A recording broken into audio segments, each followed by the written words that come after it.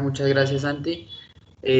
Buenas noches a todos los presentes en esta charla. Muchas gracias por dar un poco de su tiempo para estar acá con nosotros y poder compartirles un poco de esta charla y poder también agradecerles a ustedes por este espacio, ¿no es cierto?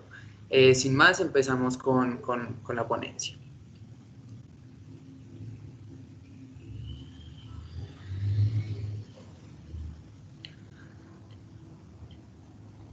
Bueno,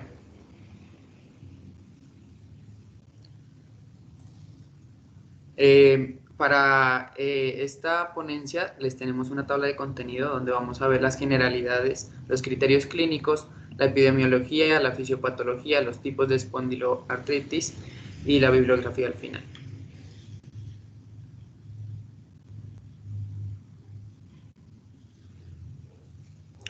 Bueno, para ver las generalidades de las espondiloartropatías vamos a desglosar un poco la palabra, ¿no es cierto? Espóndilo viene de lo que es la columna, artro viene de articulaciones y itis es inflamación y patía es enfermedad. Las espondilopatías engloban un grupo muy heterogéneo de enfermedades inflamatorias reumáticas con gran diversidad de manifestaciones clínicas y que afectan primordialmente el esqueleto axial, como lo vemos en la imagen de la derecha, que se compone de la columna, el tórax y el cráneo. En la imagen de inferior podemos observar cómo se ve la evolución de la enfermedad. Esta imagen es muy representativa de esta patología y lo vamos a ver muy adelante con por qué lo es.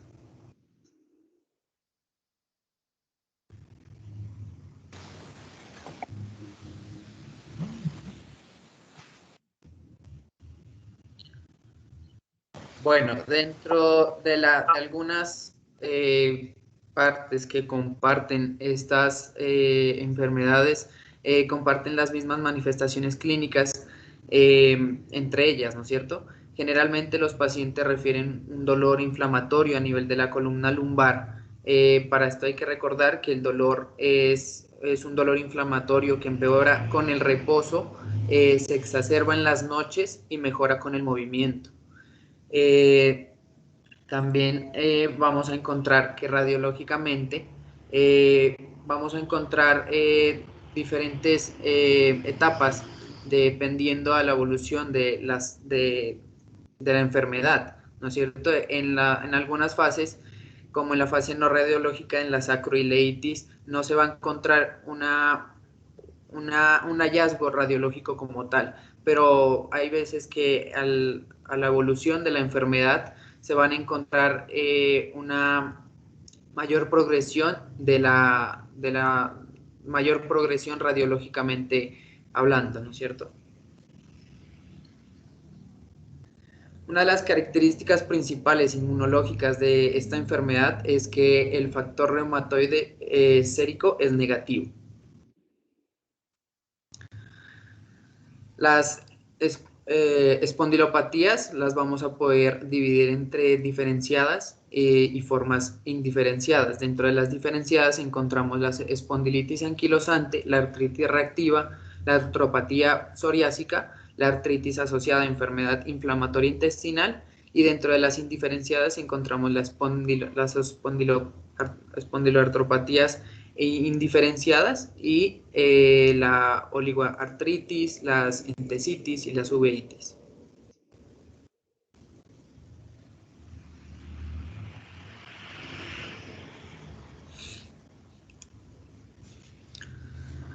Bueno, algunos criterios clínicos que se han dado para dar un mayor diagnóstico ante estas patologías son dados por los criterios clínicos de ASAS.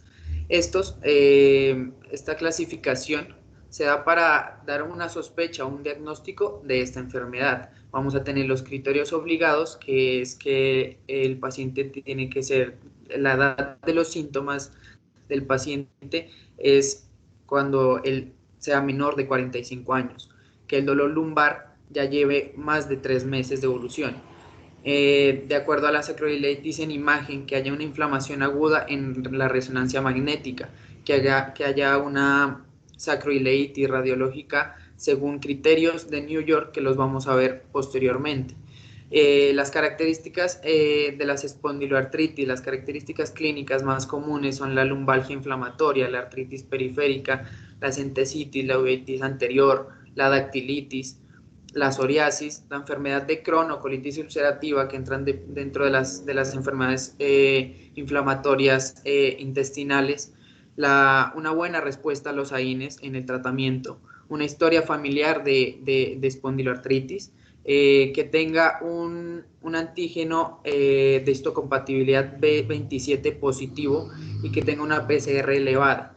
De acuerdo a todos estos criterios, vamos al paciente a diagnosticarlo si el paciente tiene los criterios obligados, tiene sacroileitis en imagen y tiene una o más de las características de la espondiloartritis.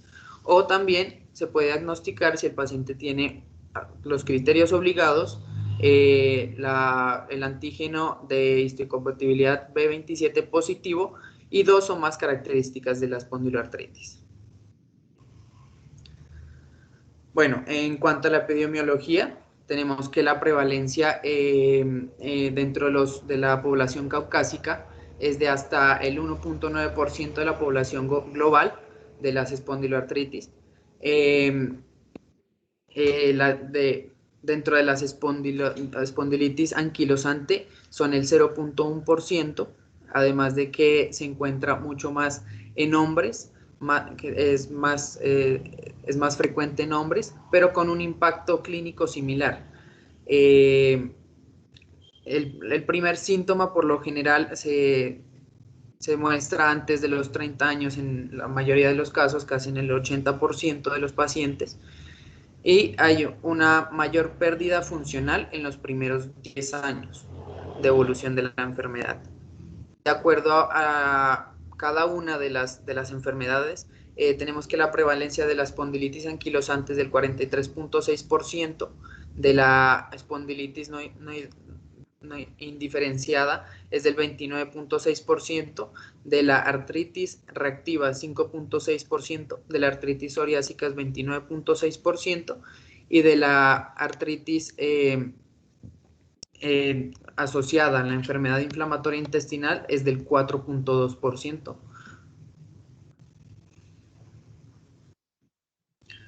Bueno, siguiendo con la incidencia, tenemos que la enfermedad, la espondilitis anquilosante se encuentra en el 0.5 a 14 por 1000 personas al año. De acuerdo a la incidencia de la presentación del antígeno de histocompatibilidad B27 en la población colombiana, se va a diferenciar dependiendo a qué tipo de espondiloartropatía presenta. Es decir, si el paciente presenta una artritis asociada a una enfermedad inflamatoria, la incidencia es del 60%. Si es una espondilitis anquilosante, tiene la mayor incidencia de este antígeno de histocompatibilidad, que es del 87%, llegando hasta el casi 90%. De la espondilitis indiferenciada es más o menos del 39%. De la artritis reactiva es del 59% y de la artritis psoriásica es del 23%, siendo este el menor.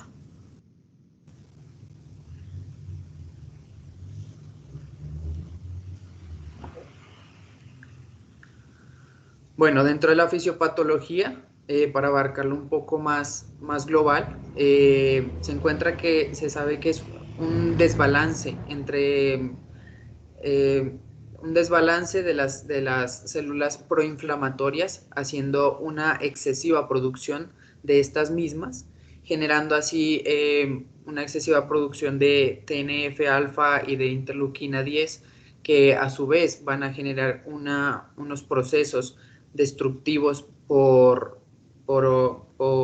oxidación, generando que se van a ligar o se van a encontrar con el RAN ligando del hueso, generando así pues como tal la sintomatología. Dentro de esto tenemos también que vamos a ver diferentes cascadas de, de inflamación, pero la más importante es la que genera el TNF-alfa, el factor de necrosis tumoral alfa, que va a generar principalmente una activación de los linfocitos T helper, principalmente del cero, que va a activar los demás los linfocitos T helper, pero el más esencial en este caso es el T helper 17, que va a activar a la interleuquina 17, la 22 y la interleuquina 10, ya que hay un fármaco nuevo que lo que hace es inhibir esta interleuquina 17A principalmente, porque se subdivide en dos, en la A y la B, este fármaco va a inhibir esta citoquina para reducir la sintomatología, ya que sabemos que en la entesitis se ven más que todo la interleuquina 17, la interleuquina 23, en la osteoproliferación se encuentra la interleuquina 22, en la destrucción ósea, la sinovitis y la inflamación intestinal se encuentra tanto el TNF-alfa y la interleuquina 17, que hay fármacos que pueden regular cada uno de estos. Bueno, ya para entrar a la espondilitis anquilosante debemos tener en cuenta que es la más frecuente de las espondiloartropatías y la que más se relaciona con el antígeno de histocompatibilidad B27. Se trata de una enfermedad crónica, inflamatoria y sistémica que afecta predominantemente al esqueleto axial y a la centesis. Su hallazgo más característico, como lo habíamos dicho antes, es la sacroileitis. De acuerdo a la epidemiología, tenemos que es mucho más frecuente en hombres de entre los 20 y los 30 años de edad. Es infrecuente antes de los 9 años o después de los 40. La prevalencia en Europa es del 0.1 al 1.4%. Es infrecuente en pacientes africanos y japoneses. De acuerdo a la genética, casi, como lo hemos dicho antes, casi el 90% de los pacientes tiene este antígeno de histocompatibilidad B27 positivo, y van a tener otros factores genéticos también, como otros factores de histocompatibilidad como el B60 y el DRB10101 y otro gen que es el ERAP1 y el receptor de interleuquina 23, que también actúan o ayudan a la progresión de la enfermedad.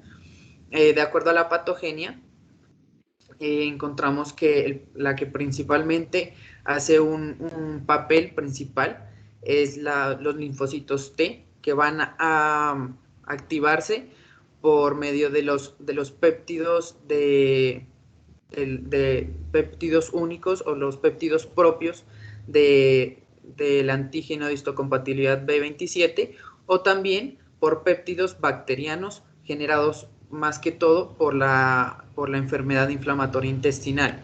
Casi la enfermedad inflamatoria intestinal no genera sintomatología, sino que lo que genera es como una enfermedad inflamatoria intestinal microscópica, que va a generar como una translocación de la flora bacteriana, generando así estos péptidos y activando lo que es la cascada de citoquinas y la proliferación de estas, generando así la sintomatología de esta.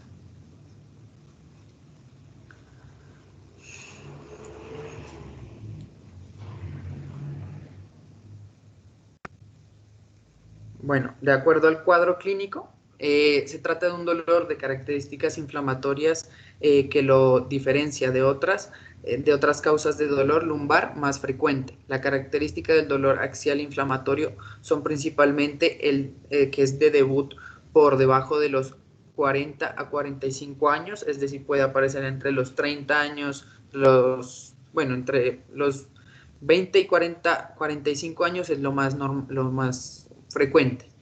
El inicio es insidioso, tiene una duración mayor de 3 meses, el dolor tiene que tener una duración mayor de 3 meses, va a tener una rigidez matutina de al menos 30 minutos, va a tener una mejoría con el ejercicio, pero como lo habíamos dicho antes, en reposo va a tener mucho más dolor, va a tener una mejoría con los AINES, va a tener el dolor principalmente es nocturno entre las 3 y las 4 de la mañana, y el dolor es altamente en los glúteos, más exactamente el dolor es como en la región superior interna del glúteo, que se irradia más que todo a la parte posterior del muslo, llegando también hasta la rodilla.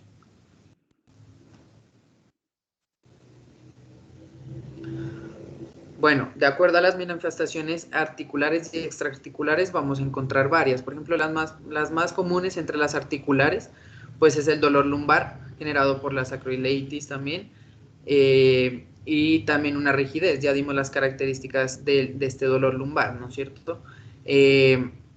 Vamos a encontrar una artritis periférica también, una centesitis, y aparte, dentro de las manifestaciones extraoculares, la principal y la más frecuente es la uveitis.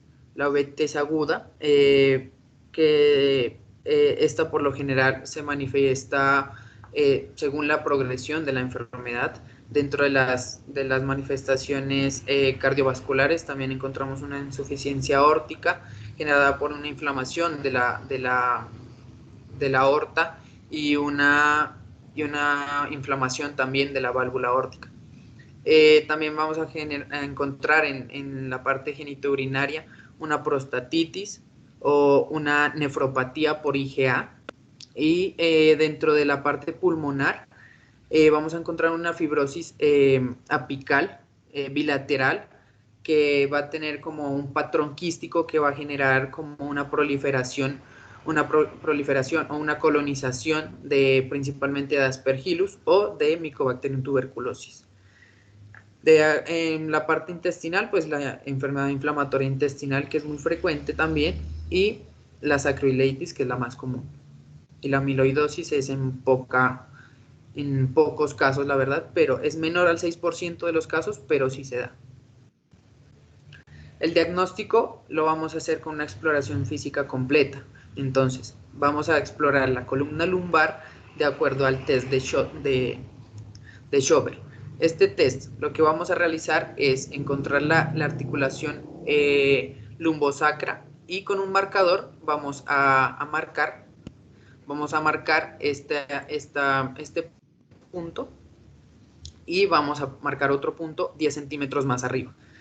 Posteriormente le vamos a decir al paciente que haga una flexión, que flexione, pues se flexiona hacia adelante, y lo vamos a volver a medir la distancia entre estos dos puntos. Lo normal es que se expanda más de 5 centímetros, pero si no se expande más de 5 centímetros podemos decir que es una rigidez de la columna lumbar.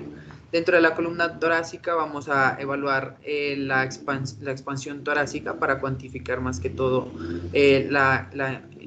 cómo está en la inspiración forzada y en la expiración forzada. En la movilidad cervical la vamos a hacer según la rotación cervical, y también mediante una medición occipito, se llama una medición occipito pared. Y la más común, que es la valoración de la sacroileitis. Esta valoración la vamos a hacer, bueno, si es un dolor que es agudo, nos podemos dar cuenta que a la palpación de la articulación sacroiliaca va a haber dolor, ¿no es cierto?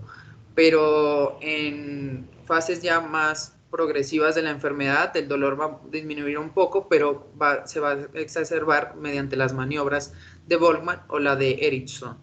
De acuerdo a estas, la maniobra de Volkmann se hace cogiendo las dos crestas ilíacas, y las abrimos forzadamente, o la otra, la de Eriksson, que es lo mismo, pero las ponemos hacia adelante, o sea, las cerramos. Y con esto vamos a ver que hay dolor. La otra es la de Fadere, que es la que significa F de flexión, la AB de abducción, y la RE de rotación externa. Entonces lo que vamos a hacer es que vamos a hacer una flexión de la cadera, una abducción de la cadera y una rotación externa de la cadera, generándole hacia el paciente el dolor sacroiliaco que se encuentra posteriormente. En cuanto a las exploraciones complementarias, vamos a poder pedir lo que es un antígeno de histocompatibilidad B27. También podemos darnos cuenta que los reactantes de fase aguda van a estar elevados, ya que es una enfermedad inflamatoria, entonces tanto la BCG como la PCR van a estar elevadas. También podemos encontrar niveles elevados de fosfatasa alcalina y también de IgA. Según las manifestaciones radiológicas podemos encontrar la sacroilitis bilateral, la rectificación de la lordosis lumbar, la cuadrantura de las vértebras, la lesión de Romanus, los sindesmosfitos, la columna de caña de bambú y la lesión de Anderson. Entonces, en esta primera imagen, lo que vamos a encontrar es una sacroilitis bilateral. En esta imagen, lo que vamos a encontrar es una rectificación de la lordosis lumbar. Aquí podemos observar que en la derecha se encuentra la rectificación de la lordosis lumbar a comparación con la de la izquierda.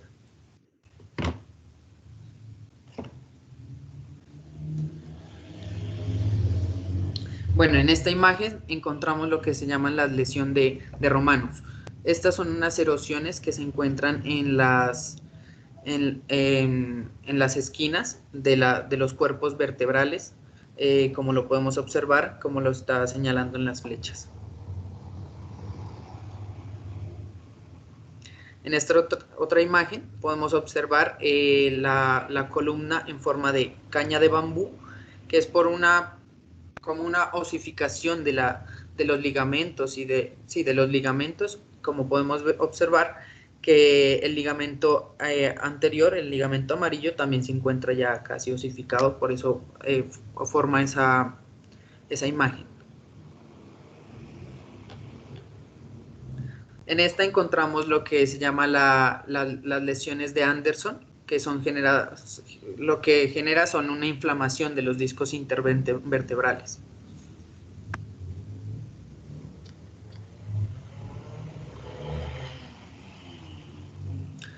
Y en esta lo que encontramos es la cuadrantura de las vértebras, de los cuerpos vertebrales, y una pérdida de la concavidad de las vértebras lumbares, y igual a la derecha las cervicales.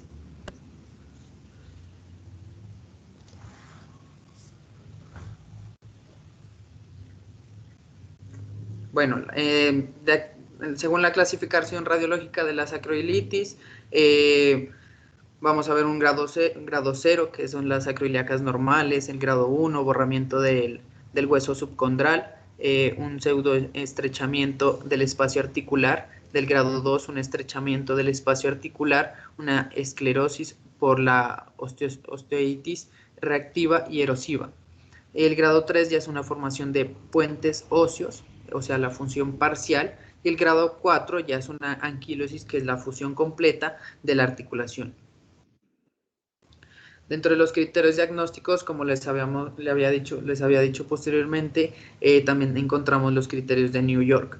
Estos criterios, vamos a encontrar unos criterios clínicos, que es el dolor lumbar inflamatorio mayor a 3 meses, una limitación de la movilidad lumbar en los planos sagital y frontal, y una limitación de la expansión torácica. Y dentro de los criterios radiológicos es una sacroilitis bilateral grado 2 o superior, o sacroilitis unilateral grado 3 o 4. El diagnóstico se establece cuando el paciente cumple el criterio radiológico y al menos uno de los criterios clínicos. Para la identificación de formas precoces deben usarse los criterios ASAS, los que ya los habíamos dicho anteriormente, para la clasificación de la espondiloartritis axiales.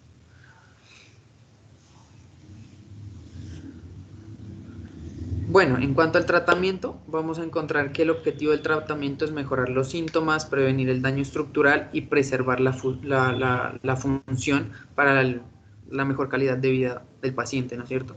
En estas vamos a encontrar varias medidas. La medida farmacológica, que principalmente está dada por los AINES, que se ha encontrado que casi o más del 60% de los pacientes simplemente van a quedar requiriendo AINES y nada más, porque ya mejora los síntomas.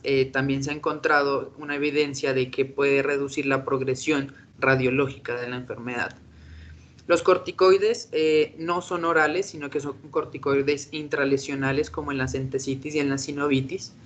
Los fármacos modificadores de la enfermedad convencionales, como el metotrexate y la sulfasalacina, no se han encontrado una evidencia clara de que retrocedan la enfermedad o de que ayuden a la enfermedad, pero la sulfasalacina sí se ha encontrado una evidencia de que puede ayudar en las artritis periféricas.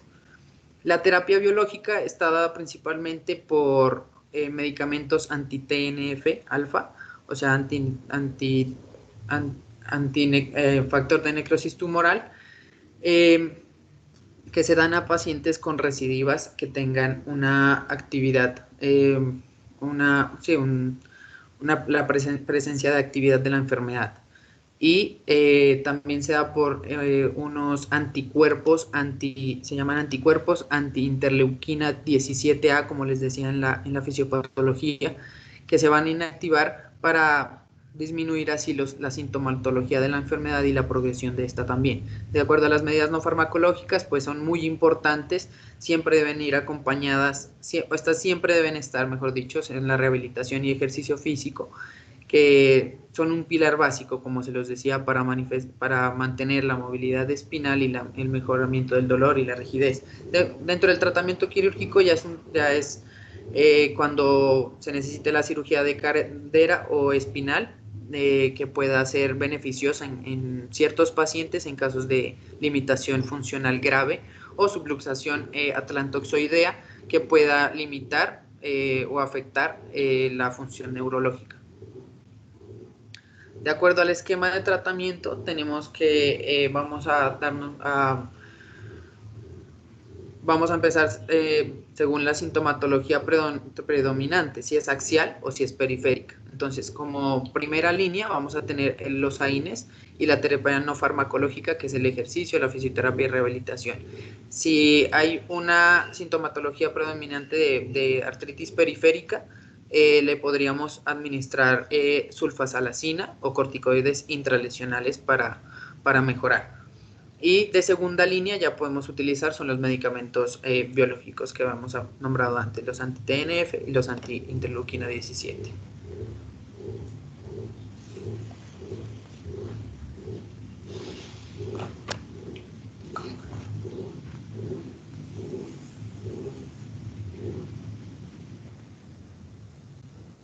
Bueno, chicos, entonces continuando con la exposición, encontramos también la artritis reactiva, que es una sinovitis estéril, es decir, que es una inflamación articular aséptica. Cuando decimos aséptica nos referimos a que el germen no ha sido identificado, que se produce tras un proceso infeccioso, que generalmente pues, puede ser o gastrointestinal o genitourinario, con un periodo de latencia que no debe ser superior a un mes y que pues, se lo categoriza dentro de las espondiloartropatías porque comparte rasgos clínicos propios de estas. Entonces existen dos formas de artritis reactiva.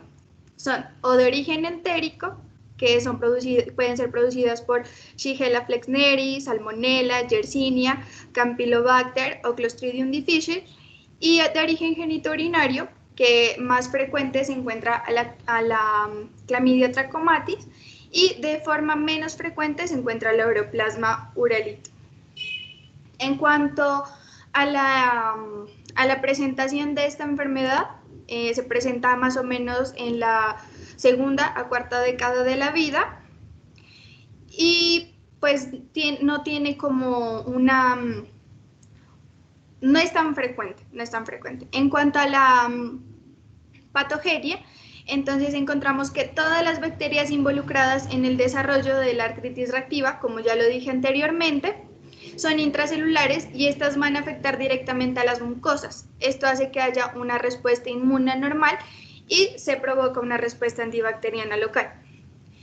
Este se asocia con el gen de histocompatibilidad B27 en un 30 o 50% y juega un papel muy importante, como lo mencionábamos antes, en el antígeno bacteriano de los linfocitos T.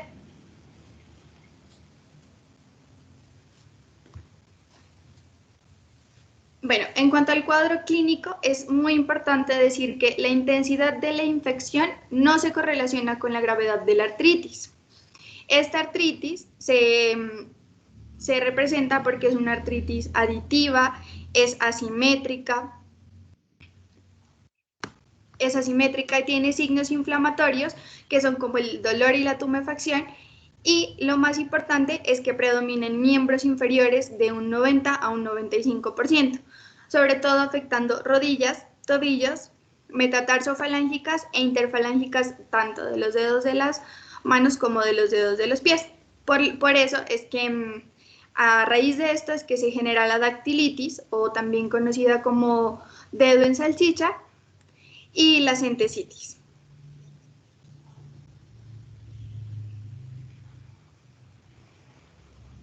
En cuanto a las manifestaciones extraarticulares, entonces podemos encontrar las urogenitales, que de ser de origen entérica la artritis reactiva, pues es posible que existiera una uretritis aséptica. Entonces, en los varones es común que se desarrolle la prostatitis, mientras que en las mujeres es más común una uretritis, cervicitis o cistitis. Y es muy importante aclarar que el cuadro genitourinario es muy común en los hombres, no tanto en las mujeres. En cuanto a piel y mucosas, tenemos las úlceras orales o aftas orales, que al ser transitorias e indoloras, los pacientes no las refieren en la consulta, pero que sí, pues son manifestaciones que son importantes. También tenemos el eritema nodoso en caso de infección por Yersinia, que ya vimos que también se puede ver afectado por este. Y otras manifestaciones como son la querotermia blenorrágica, que son lesiones de forma de vesícula, que se convierten luego en hiperqueratósicas y se presentan sobre todo en las palmas de las manos y en las plantas de los pies. Y la balanitis circinada. Esta también presenta las lesiones vesiculares que se localizan en el glande y son también indoloras. Por eso hay que prestarles mucha atención a esta cuando se está haciendo el examen físico. Y esta es producida por la infección por clamidia. En cuanto a oculares, lo mismo que lo anterior, la uveitis anterior y conjuntivitis. En cuanto a los síntomas generales, puede presentar fiebre, astenia, anorexia o pérdida de peso, y en otros podemos encontrar, en casos de que ya sea una enfermedad crónica, una ortitis, una insuficiencia aórtica o afectaciones en el sistema de conducción. Ya para hacer el diagnóstico, entonces vamos a dividir en pruebas de laboratorio y en radiología. En cuanto a las pruebas de laboratorio, los reactantes de fase aguda, como la velocidad de sedimentación globular, van a estar elevadas. La presencia del HLA-B27 se asocia con peor pronóstico, a diferencia de las otras que lo presenta, pero no significa que esté relacionado con un peor pronóstico. El análisis de líquido sinovial muestra características inflamatorias inespecíficas, y es muy importante decir que para el diagnóstico etiológico será de utilidad la determinación serológica posible en las infecciones por las bacterias que ya se nombraron anteriormente. En la radiología, entonces las alteraciones no suelen presentarse en las fases iniciales, sino que ya se presentan en las fases evolucionadas. Son erosiones, disminución del espacio articular, periostitis e irregularidades óseas y calcificaciones.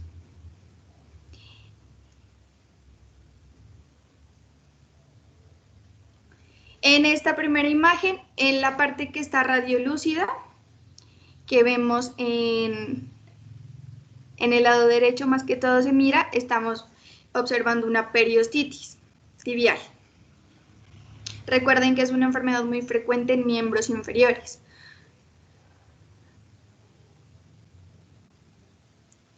En esta encontramos en la izquierda, miramos el espacio articular pues que está normal, mientras que en la imagen de la izquierda ya se ha disminuido, de hecho ya no hay espacio articular.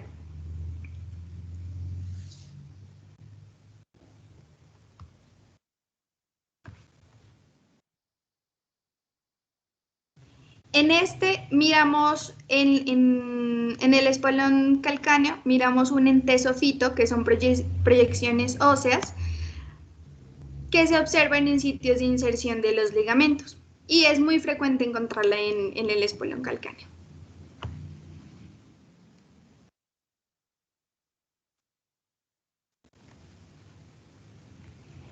En cuanto al tratamiento, en cuanto al diagnóstico, entonces vamos a generalizar. El diagnóstico es netamente clínico, entonces debemos tener un cuadro articular compatible, que es una oligoartritis asimétrica de predominio en miembros inferiores, alguna de las manifestaciones extraarticulares que se nombraron anteriormente y que el paciente tenga un antecedente de infección reciente que no sea superior a un mes.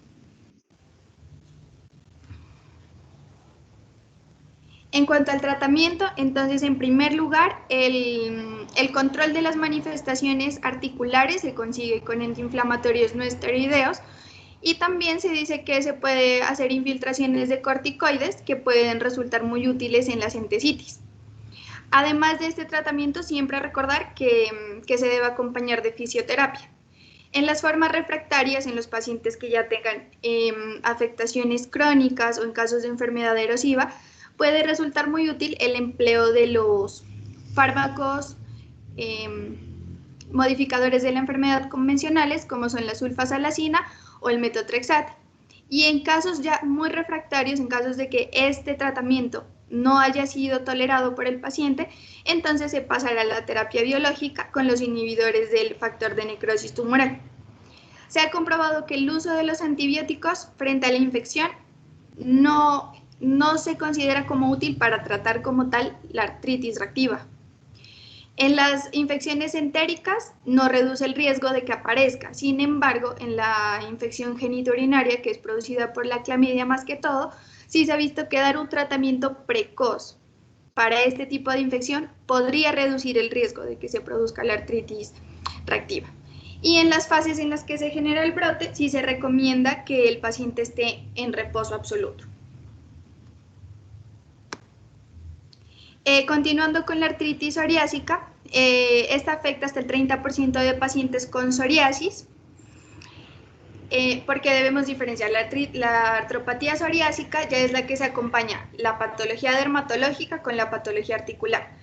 ¿Listo? Entonces, esta afecta hasta el 30% y aparece en la cuarta o quinta década de la vida. El comienzo de la enfermedad articular se produce en la mayoría de los pacientes posteriormente a que se haya presentado la clínica cutánea. Sin embargo, puede preceder de esta o pueden parecer simultáneamente. Existe una predisposición genética, que la principal asociación es con el alelo del gen del antígeno de histocompatibilidad CW6, pero también se asocia con otros, como el B17, B37, A26, B38, que estos todos pueden ser marcadores de gravedad y también de asociación. Y con respecto al B27, que es el que más hemos hablado y que se encuentra positivo casi en todos los pacientes con espondiloartropatías, lo presenta más o menos un 30-60% en quienes presenten una afectación axial.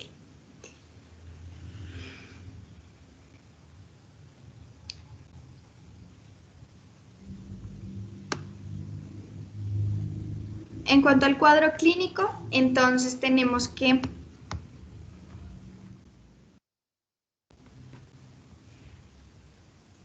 el desarrollo de la artritis psoriásica no tiene ninguna diferencia por sexos, no discrimina por sexos. El comienzo ocurre a una edad media de la vida y procede cronológicamente de la artritis en más del 60% de los casos. El cuadro clínico entonces se divide en 5 patrones articulares. La poliartritis simétrica en primer lugar es más frecuente y esta hay que prestarle mucha atención porque se presenta con un cuadro muy similar al de la artritis reumatoide, solo que se diferencian bastante porque esta no presenta los nódulos subcutáneos se asocia al HLA-DR4 y puede ser factor reumático positivo. La oligoartritis simétrica, que aparece en el 30%, este no discrimina entre hombres ni mujeres, es igual.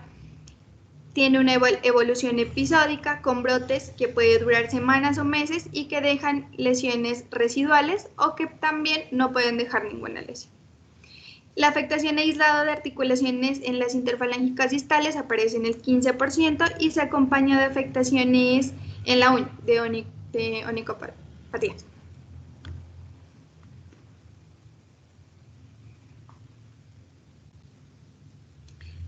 En caso de las espondilitis y sacroiliitis aisladas, estas se dan un 5%, tiene un dolor inflamatorio y pues se asocia con la espondilitis y sacroiliitis. La forma mutilante es la forma de presentación más grave. Esta puede ser asociada, puede ser aislada o de evolución de alguna de las formas clásicas. Se presenta con resorción de falanges, de metacarpianos, de metatarsianos y se presentan un 5%.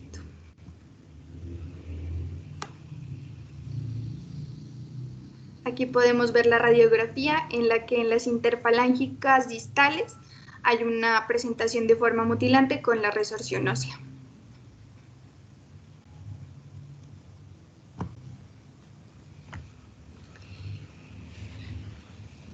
Otras manifestaciones como la afectación ungueal, estas se dan un 80 o 90%.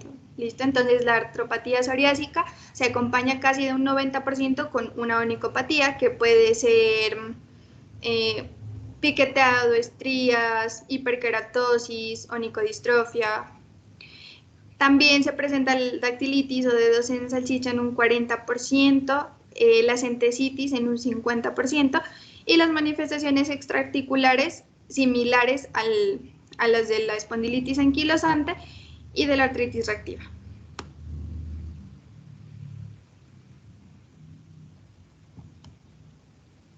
En cuanto al diagnóstico, entonces también las pruebas de laboratorio, se presenta un aumento de los reactantes de fase aguda, también puede disminuir el complemento, podemos encontrar una anemia normo-normo propia pues, de procesos ya crónicos, el factor reumatoideo y losana pueden ser positivos e incluso también puede ser positivo en un 5 a 16% la presencia de anticuerpo antipéptido cíclico citrulinado, sobre todo en los que tienen enfermedad erosiva. El líquido sinovial es inespecífico. En la radiología, esta entidad evoluciona generalmente como una artritis erosiva y destructiva.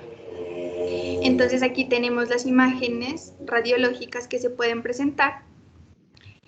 En la primera podemos ver que hay erosiones en la mano derecha, en la cuarta interfalángica distal, al igual que en la tercera y cuarta interfalángicas distales.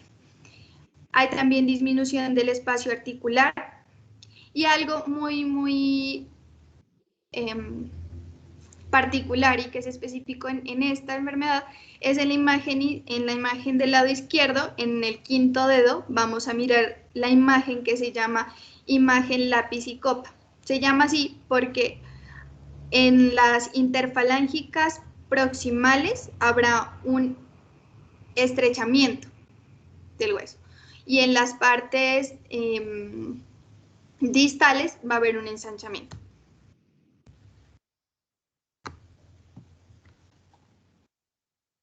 En esta imagen miramos que hay una afectación en interfalángica distal y hay una anquilosis, que es la fusión de las dos articulaciones en el segundo dedo.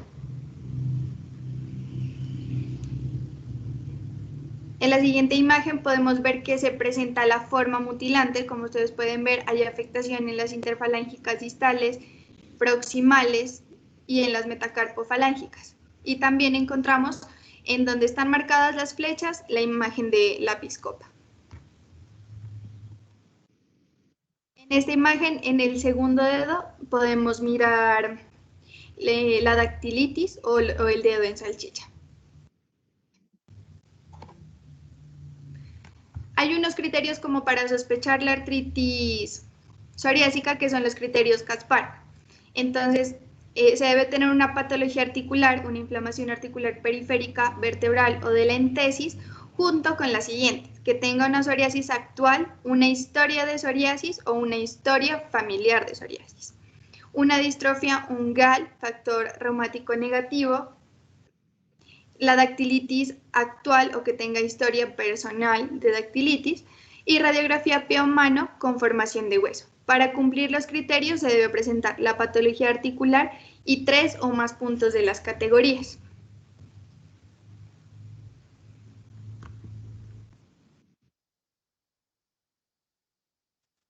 Para el tratamiento, entonces tenemos que cuando los pacientes son sintomáticos, le vamos a dar antiinflamatorios no esteroideos, o si es preciso un corticoide, pero el corticoide va a ser como en forma de infiltraciones locales. Se debe evitar a toda costa, o pues al menos usar menos dosis y al menor tiempo posible los corticoides orales, porque se ha demostrado que la suspensión de los corticoides producen un rebrote de la psoriasis cutánea. Los fármacos modificadores de la enfermedad son de utilidad para las manifestaciones periféricas. El metotrexate, al igual que la sulfasalacina y la leflunomida, tiene una alta eficacia en cuanto a la afectación articular y cutánea.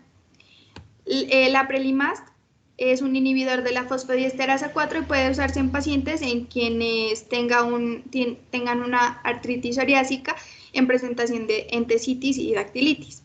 En caso de que el paciente no responda con estos tratamientos previos o en los que exista una afección muy agresiva, entonces que no responda a AINE ni a nada, se debe plantear un tratamiento biológico.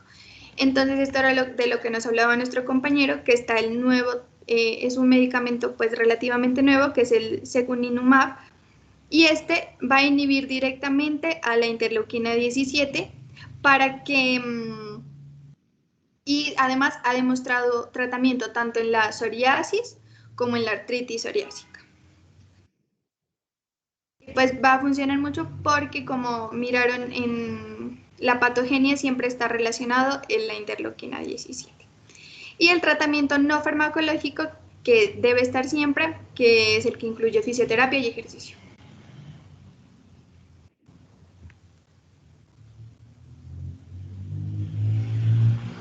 En cuanto a la artritis asociada a enfermedad inflamatoria intestinal, las manifestaciones articulares son frecuentes tanto en la enfermedad de Crohn como en la colitis ulcerativa, afecta más o menos al 25% de los pacientes y supone la manifestación extraintestinal más frecuente. Entonces, en esta podemos encontrar tanto afectación periférica como axial. Entonces, la frecuencia de la periférica va a ser en un 5-15% e incluso hasta el 50% de los pacientes, mientras que en la axial solo de un 10 al 20%.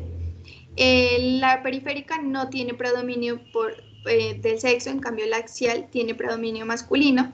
Está asociado al antígeno de histocompatibilidad en su epitopo B27, el tipo 1, que es el que afecta menos de 5 articulaciones en un 25%, y el tipo 2, que afecta más de 5 articulaciones y es poliarticular, no tiene asociación. Y en la afectación axial tiene un 50-75% de asociación con este antígeno. Extraarticulares, ocular y cutánea, como en la artritis periférica, la axial no presenta. El curso, el tipo 1, es el que afecta menos de 5 articulaciones. El tipo 2, poliartritis, que es independientemente de si tenga la enfermedad inflamatoria intestinal, y la afectación axial es totalmente independiente de la enfermedad inflamatoria intestinal.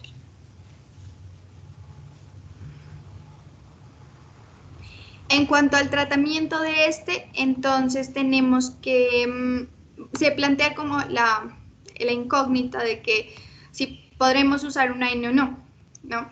Porque pues debemos tener en cuenta que los AINE se relacionan mucho con todo lo que tenga que ver con el tipo de patologías gastrointestinales. Entonces, el tratamiento, la parte articular mejora con los AINES.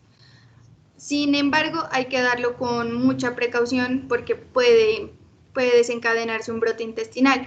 Se puede dar glucocorticoides a dosis bajas durante los brotes de artritis. Se puede dar los modificadores de la enfermedad convencionales como la sulfasalacina, el metotrexate, la zatioprina para las formas periféricas y los inhibidores del factor de necrosis tumoral para los casos refractarios o la sulfasalacina para la afección axial que sea resistente a ANES.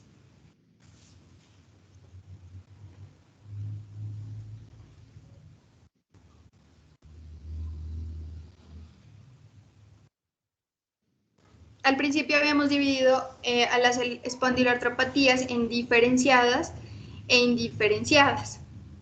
En el caso de las indiferenciadas, entonces tenemos que dentro de este grupo se incluyen a los pacientes que presentan rasgos clínicos, radiológicos y biológicos propios de las espondiloartropatías, pero que no pueden ser tipificados dentro de una entidad nosológica concreta porque no cumplen con los criterios para el diagnóstico de esta. Entonces, podrían representar formas abortivas o formas de superposición o fases precoces, pero que posteriormente se van a ubicar en una entidad nosológica concreta. Este se trata de un concepto diagnóstico provisional que posteriormente pues ya se va a tener como la idea de qué es y el tratamiento para este caso. Entonces aquí les trajimos unas tablas de resumen de todo lo que abordamos en esta charla para que no se les olvide, que las tengan muy en cuenta.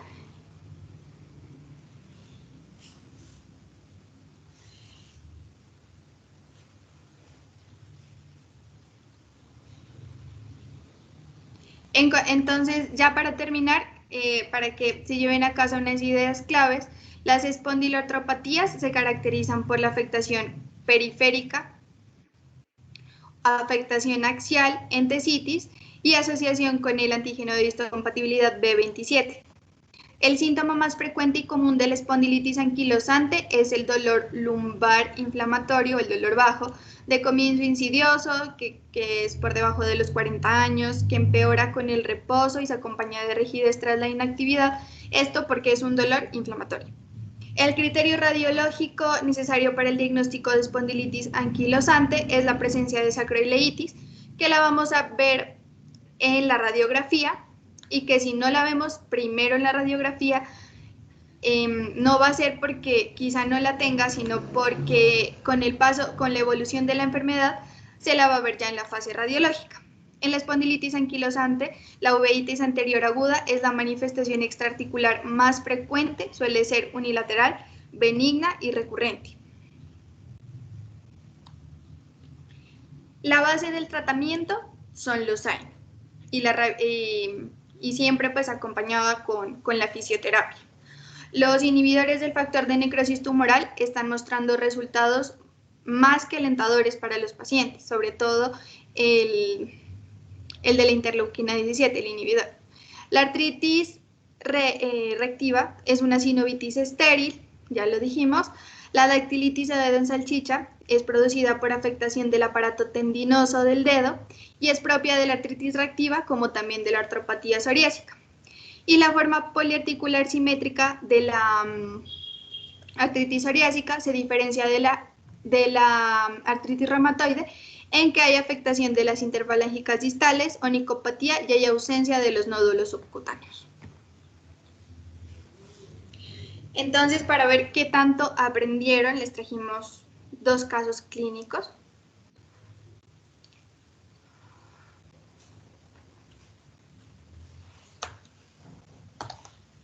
El primero, bueno, la respuesta que ustedes creen que sea correcta la pueden ir dejando en el chat.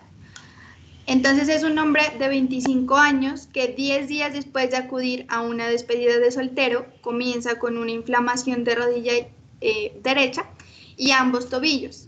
presenta conjuntivitis bilateral, aftas orales y erosiones superficiales no dolorosas en el glande. ¿Cuál creen ustedes que sería el diagnóstico más probable?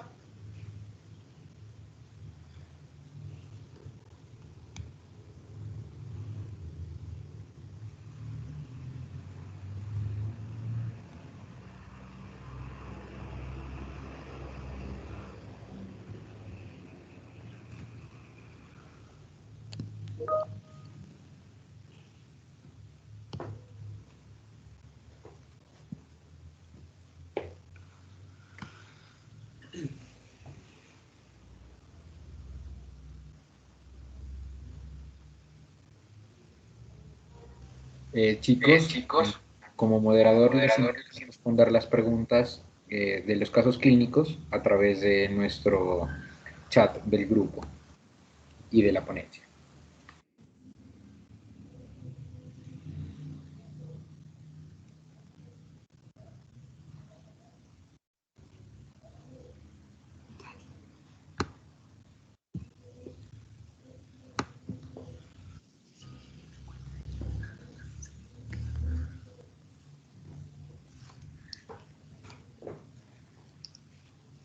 Bueno, para no alargarnos más, sí, se trata de, la respuesta correcta es la C, es una artritis reactiva y pues podría estar, mejor dicho, lo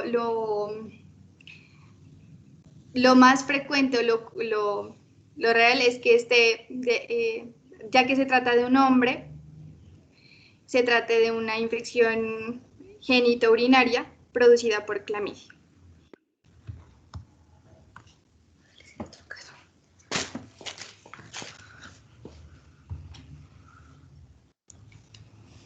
Bueno, el otro caso que les traemos es una mujer de 45 años con historia de psoriasis en placas que consulta por cuadro de poliartritis simétrica con evidencia de afectación de muñecas metacarpofalángicas e interfalángicas distales. Respecto al diagnóstico que se sospecha, señale la respuesta que es falsa.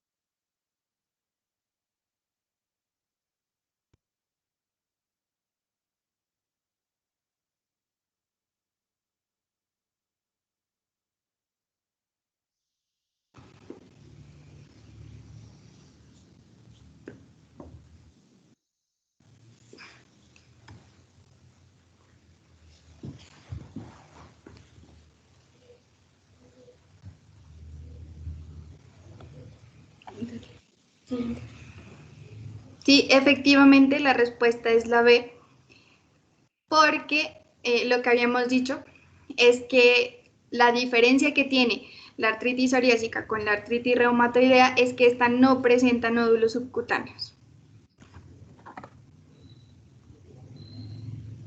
Esta es nuestra bibliografía.